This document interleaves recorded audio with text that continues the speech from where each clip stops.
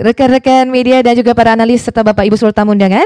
Untuk hari ini kami ingin mengajak Bapak dan Ibu dapat mengetahui lebih jauh mengenai apa dan bagaimana dari kinerja perseroan sendiri untuk tahun buku 2023 dan tentunya bagaimana rencana ke depannya yang akan dilakukan oleh perseroan. Dan untuk itu marilah bersama-sama kita akan memulai public expose pada hari ini dengan mendengarkan penjelasan yang akan dihadirkan oleh Bapak Simon yang akan melakukan presentasinya. Kepada Direktur Utama Perseroan Bapak Simon, kami persilahkan. Terima kasih, selamat siang Bapak Ibu sekalian, dan terima kasih untuk teman-teman wartawan yang sudah hadir baik itu on-site ataupun juga online. Baik, sebelum kita ke kinerja perseroan, izinkan saya untuk memperkenalkan struktur organisasi kami yang ada dalam presentasi sebagai berikut. Founder sekaligus Komisaris Utama Ibu Indriani Suhartono, ada Komisaris Bapak Surya Susilo, dan Komisaris Independen Bapak Sihol Siagian.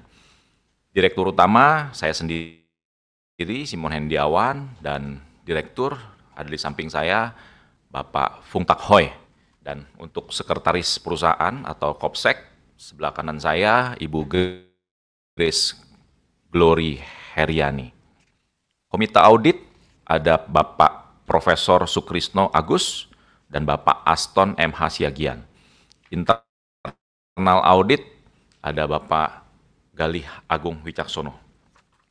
Baik, saya lanjutkan dengan perkenalan milestone dari perseroan sebagai berikut.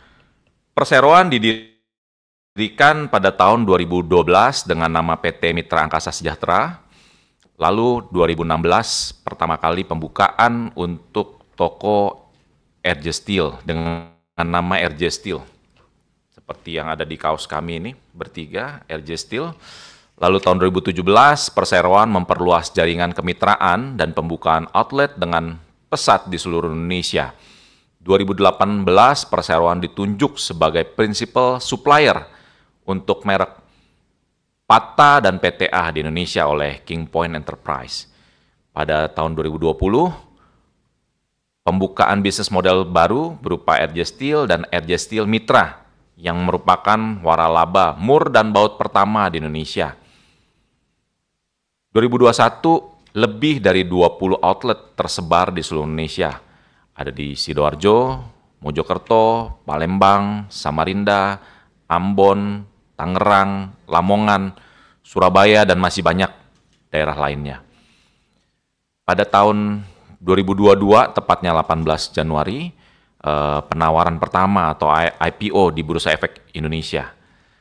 Tahun 2022 juga kami meluncurkan merek Fastpick. Dan rencana ke depan, jangka panjangnya adalah kami membangun pabrik. Ini masih jangka panjang ya. Baik, anak perusahaan kami yang bernama PT Rantai Jaringan Sukses dengan kepemilikan saham 99% dimiliki oleh PT Mitra Angkasa Sejahtera Tbk dan 1% oleh PT FAS bersama Investama. Dilanjutkan dengan ini adalah ekspansi bisnis PT Rantai Jaringan Sukses, jadi sangat agresif.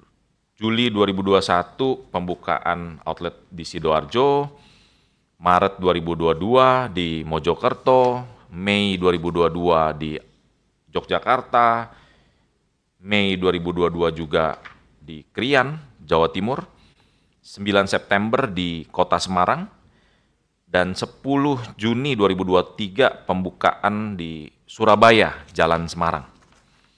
Jadi total saat ini kita ada 24 outlet. 24 outlet yang tersebar di seluruh Indonesia. 12 adalah bersifat kemitraan, 6 outlet waralaba, dan 6 outlet di bawah PT Rantai Jaringan Sukses. Berikut ini adalah sebaran atau peta wilayah sebaran kemitraan, waralaba, dan juga dari PT Rantai Jaringan Sukses. Berikutnya adalah proyek-proyek yang sudah selesai. Itu yang lebih ikonik dan dikenal masyarakat luas, diantaranya adalah Jakarta International Stadium yang saat ini banyak dipakai untuk pertandingan bola ataupun show di daerah Sunter. Juga ada indoor multifunction stadium di GBK yang kemarin sempat jadi untuk FIBA International. Terus juga proyek-proyek seperti RDMP Balikpapan, ini Pertamina yang sudah selesai pada tahun 2023. Dan selain proyek yang ikonik ini, juga kita ada penyediaan atau mensuplai ke beberapa perusahaan, baik itu BUMN ataupun swasta. Contohnya adalah seperti infrastruktur ini adalah kereta api, cukup rutin, Palembang dan daerah-daerah lain, juga kompor, sanitary, sofa, furniture, itu rutin, selalu diadakan, kita mensuplai customer-customer kami setiap bulannya. Baik, laporan keuangan tahun 2023, omset kita di 193 miliar, 286 juta, 854,98 rupiah. Dengan laba bersih, 5 miliar, 131 juta, 173.797. Dengan nilai aset 256 miliar, 615 juta, 551.685, EBITDA 12 miliar, 352 juta, 913.644 rupiah. Penghasilan komprehensif tahun berjalan 5 miliar, 78 juta, 444.980 rupiah. Dengan liabilities 58 miliar, 751 juta, 560.610. Ekuitas 197 miliar, 863 juta, 991.075 rupiah. Berikutnya kami melaporkan mengenai tata kelola dan juga keberlanjutan yang dilakukan oleh perseroan. Perseroan berkomitmen untuk terus memperkuat aspek tata kelola perusahaan yang baik. Komitmen perseroan dalam alokasikan 3% dari laba tahun berjalan untuk CSR. Terrealisasi dengan baik di 2023, tercermin melalui realisasi dana program CSR mencapai 155% dari alokasi anggaran, serta meningkat 35% dari penggunaan dana CSR di tahun 2022. Di tahun 2023, perseroan menjangkau 34 lembaga dan 4.759 orang yang menerima manfaat dari CSR kami. Tata kelola dan keberlanjutan juga, perseroan memegang teguh prinsip kesetaraan gender. Jadi di perusahaan kami, proporsi antara pria dan wanita cukup berimbang. Setiap orang, baik laki-laki maupun perempuan, punya kesempatan yang sama untuk menduduki posisi strategis di perseroan. Pada tahun 2023, perseroan juga bekerja sama dengan pihak ketiga untuk mengelola sebagian limbah non-B3 yang dihasilkan perseroan. Berikut adalah dokumentasi, misalnya kami mengolah limbah ini dari kayu-kayu bekas palet, kami jadikan kotak tisu, kursi. Jadi ini adalah hasil-hasil atau produk-produk yang dihasilkan dari pengolahan limbah atau daur ulang. Program CSR kami namakan supaya sama dengan singkatan perusahaan MAS, kami memberi nama program CSR kami dengan membangun asa sesama asa atau harapan ya. Berikut adalah dokumentasi, ini dilakukan CSR pembagian takjil di beberapa kota yang ada RJ Steel. Juga kami mensupport, memberikan donasi, bantuan dana kepada Yayasan Tridharma, Hok Sian Kiong di Mojokerto. Di sini juga kelihatan tim kami melakukan bantuan sembako dan alat kebersihan kepada 33 panti di seluruh wilayah operasional perseroan. Jadi bukan hanya Jakarta dan Surabaya, tapi juga ada di Jogja, ada di Sidoarjo, Mojokerto, Semarang. Kami juga melakukan bantuan pendidikan. Jadi kita memberikan alat-alat tulis untuk orang-orang di sekitar yang ada di sekitar operasional perseroan. Baik, upaya peningkatan kinerja perseroan telah membuka outlet baru di Surabaya, Jawa Timur pada tahun 2023. Rencana ekspansi atau pembukaan outlet baru di Solo, Jawa Tengah, dan juga di Buntaran, Jawa Timur. Terus menggandeng perusahaan manufaktur dan proyek-proyek strategis nasional, pembangunan akses publik, dan sebagainya. Next. Ini adalah proyek-proyek yang berjalan sampai dengan sekarang. Yang paling atas ini smelter, itu contohnya ada smelter di Gresik, Freeport, dan tahun ini ada ekspansi, jadi kita juga dapat juga untuk mensuplai murbaut ke sana. Ini juga saya lagi bingung juga nih, banyak juga ya stadion-stadion, mungkin lagi hype sepak bola Indonesia, jadi banyak stadion di berbagai daerah, itu mulai direnovasi ataupun pembangunan baru, dan beberapa stadion kita dapat. Next, ini adalah Pakuwon, konstruksi juga di Bekasi, Stadion Kanjuruhan di Malang sedang renovasi, Stadion Harapan Bangsa di Aceh, Bandar Udara, kalau Halim kayaknya udah selesai, yang masih terus adalah Kediri dan Bali. Next, ini adalah laporan keuangan Q1 2024, penjualan 41.280.369.361 rupiah, dengan laba bruto 11.265.874.601 rupiah. Laba bersih 251.806.780 rupiah. Nilai saham BAUT, saat ini BAUT berada dalam papan pemantauan khusus.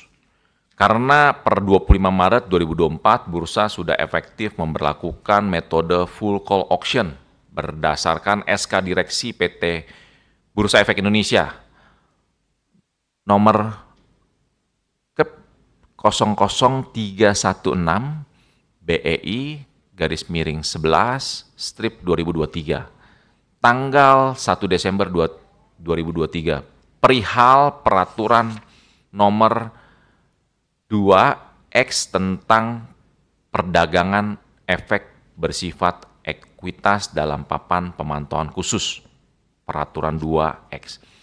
Dampak paling signifikan dari metode full call auction adalah nilai BAUT dapat turun di bawah Rp50 dan waktu perdagangan terbatas, tidak real time, jadi hanya setiap jam baru kita bisa lihat pembentukan harganya dari bid and offer.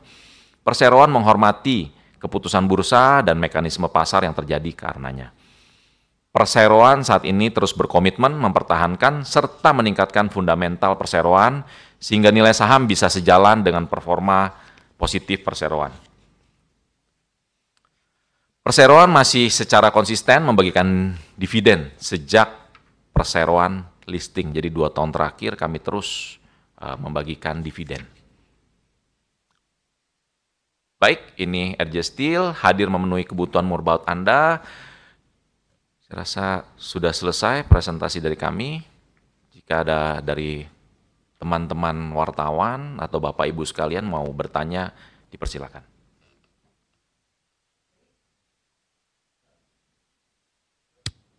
Baik, terima kasih Pak Simon. Di mana tadi baru saja kita sudah mendengarkan bagaimana kinerja yang sudah dilakukan oleh perseroan di tahun buku 2023 dan juga apa yang menjadi planning ke depannya. Dan tentunya Bapak Ibu sekalian, saat ini kita akan membuka sesi pertanyaan di mana seperti yang telah kami informasikan di tata tertib yang berlaku hari ini, akan ada 2 sesi yang akan kami buka untuk rekan-rekan media dan Bapak Ibu pada tamu undangan dapat memberikan pertanyaan secara online. Dan saat ini kami mohon izin, kita sudah memiliki pertanyaan yang pertama, yaitu dari rekan media Vina dari Media Kontan. Pertanyaannya adalah bagaimana proyeksi bisnis sampai akhir 2024? Apa saja yang jadi agenda bisnis BAUT di 2024 ini? Baik, saya minta bantuan Bapak Fung Tak Hoi untuk menjawab ya Pak ya. Boleh tanya pertanyaannya? Boleh Bapak, saya akan membantu membacakan kembali, yaitu pertanyaannya bagaimana proyeksi bisnis sampai akhir tahun 2024? Mungkin dilihat dari kacamata perseroan, dan selanjutnya apa saja yang menjadi agenda bisnis BAUT di 2024 ini? Walaupun Q1 2024 merupakan mungkin triwulan yang cukup mengecewakan dari sisi hasil yang diharapkan, tapi perseroan tetap optimis terhadap kita punya proyeksi di mana perseroannya tetap mentargetkan tahun 2024 bisa grow secara positif sebesar 20% ke atas. Dan basisnya untuk optimis ini terdiri dari kita punya rancangan strategi bisnis yang sudah kita luncurkan hampir 5 tahun yang lalu, waktu kita sudah mengarahkan fokus kita kepada end user dan kita berinteraksi atau berhubungan secara langsung dengan user kita. Didukung dengan back-end kita di mana banyak inisiatif untuk digitalisasi yang bisa meningkatkan produktivitas operasional perseroan, meningkatkan kualitas pelayanan kepada pelanggan kami, lebih dekat dengan pelanggan kami, sehingga kita bisa meningkatkan hasil kinerjanya walaupun dalam keadaan saat ini penuh tantangan, perseroan tetap bisa mempertahankan proyeksi yang cukup optimis untuk tahun 2024. Demikian saya sampaikan, terima kasih. Baik, terima kasih. Kami ucapkan kepada Pak Fong Tak Hoi yang sudah memberikan gambaran bagaimana rencana dari perseroan sendiri di tahun 2024, dan pastinya kita mendukung rasa optimis yang akan kita jalani bersama untuk bisa melihat peluang yang baru dan tentunya akan membawa keuntungan untuk perseroan. Berikutnya kami akan mengajak Bapak dan Ibu sekalian untuk mempersilahkan Anda sekali lagi rekan-rekan media untuk boleh mengirimkan pertanyaan. Kemudian jangan lupa menggunakan formatnya, yaitu format nama, strip jabatan dan instansi Anda, strip pertanyaan yang akan ditujukan di kolom chat kami, di mana masih ada kesempatan untuk Bapak dan Ibu atau rekan-rekan media yang ingin memberikan pertanyaan kepada perseroan hari ini.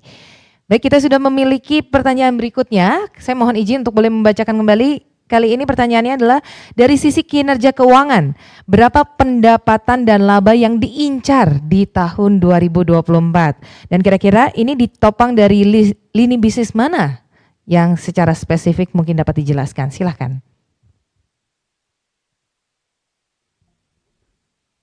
Oke, melanjutkan dari proyeksi kita untuk tahun buku 2024.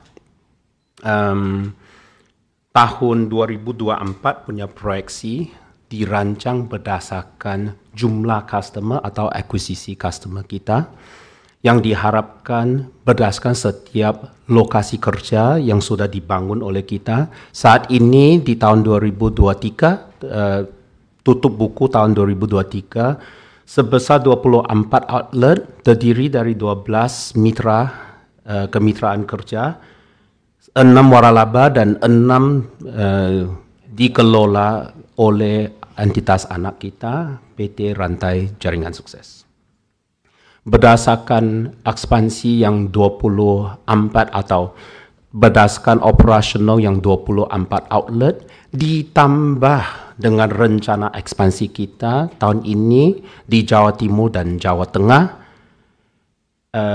proyeksi kita dirancang sebesar sebenarnya sedikit di atas 20%, sebesar 257 miliar rupiah secara konsolidasi. Dengan struktur cost sekarang yang berjalan, kita incer ke laba neto laba neto yang sebesar 11,7 miliar, di mana ini merupakan laba neto yang hasil 2 kali lipat dari pencapaian 2023. Demikian update dari saya. Terima kasih. Terima kasih Pak Fong. Yes, kita tentunya akan mendukung sekali ya Pak ya, dengan target dengan 2 kali laba neto yang akan kita bisa raih bersama, dan tentunya ini merupakan sebuah kinerja bersama tidak hanya dari perseroan tetapi butuh dukungan dari rekan-rekan media dan Bapak Ibu para analis pula untuk bisa mewujudkan hal tersebut. Berikutnya kita akan membuka sesi kedua di mana saya sudah memiliki 2 pertanyaan. Pertanyaan pertama adalah dari media bisnis. Ada Hafian dengan menanyakan, dengan harga saham BAUT terkini yaitu di bawah harga IPO, apakah manajemen ada upaya tertentu untuk bisa menjaga harga? Dan seperti pembelian oleh manajemen atau buyback mungkin yang dapat dilakukan. Kira-kira seperti apa? Silakan. Saat ini memang ada orang masih bingung ya. Jadi kita murni organik,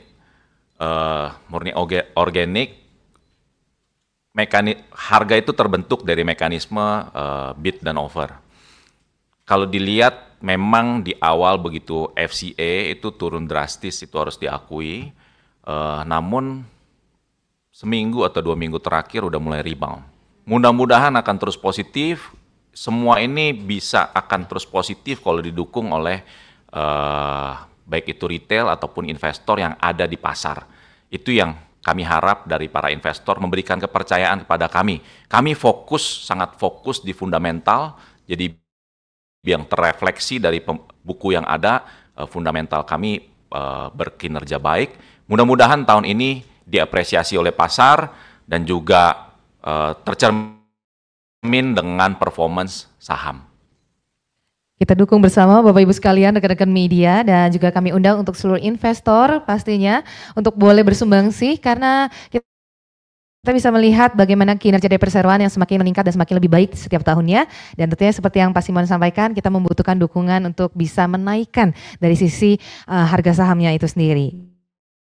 Baik, terima kasih Pak Simon atas jawabannya. Dan pertanyaan terakhir di sesi kedua ini, kali ini dari Bu Vina lagi nih, dari Kontan. Pertanyaannya adalah, BAUT berencana membuka outlet terbaru yaitu di Solo dan Buntaran. Kira-kira berapa nilai investasi yang sudah disiapkan dan kira-kira kapan outlet baru ini akan beroperasi? Mohon untuk dibantu dijawab.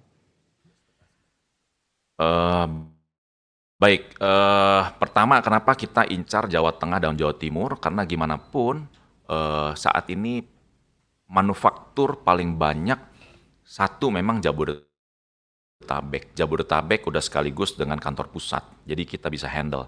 Nah, di Jawa Tengah ini menurut kami masih ada potensi, sehingga potensi ini yang kami grab dan akan kami perkuat tim di Jawa Tengah.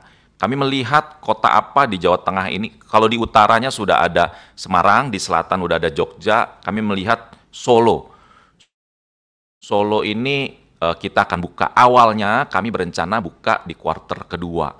Namun karena kinerja di kuarter pertama kurang baik, sehingga kami adjust, mungkin di kuarter ketiga kita akan buka. Dan juga di tahun ini kita melihat di sekitar Gresik juga punya potensi yang baik, dan kita akan buka di dekat Gresik, namanya daerah Buntaran.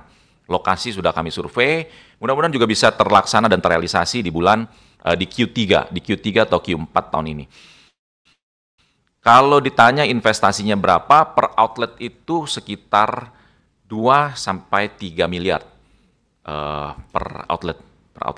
Berarti sekitar 4-6 miliar untuk pembukaan 2 outlet tersebut. Terima kasih Pak Simon, dan sudah kita dengarkan bagaimana rencana dari perseroan sendiri dengan 2 outlet terbarunya yang akan upcoming soon ya.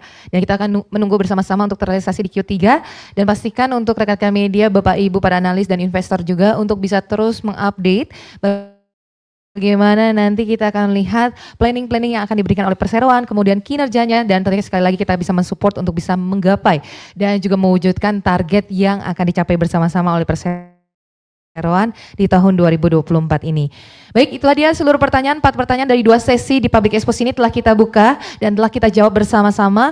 Kami ingin mengucapkan terima kasih sekali lagi atas antusiasme dari rekan-rekan media, kemudian Bapak Ibu para analis dan investor yang telah mengirimkan pertanyaan. Namun kami mohon maaf apabila kami tidak dapat membacakan seluruh pertanyaan yang masuk pada hari ini, tapi tidak usah khawatir karena pastinya Perseroan akan membantu menjawabnya secara offline kepada rekan-rekan media, Bapak Ibu analis dan investor.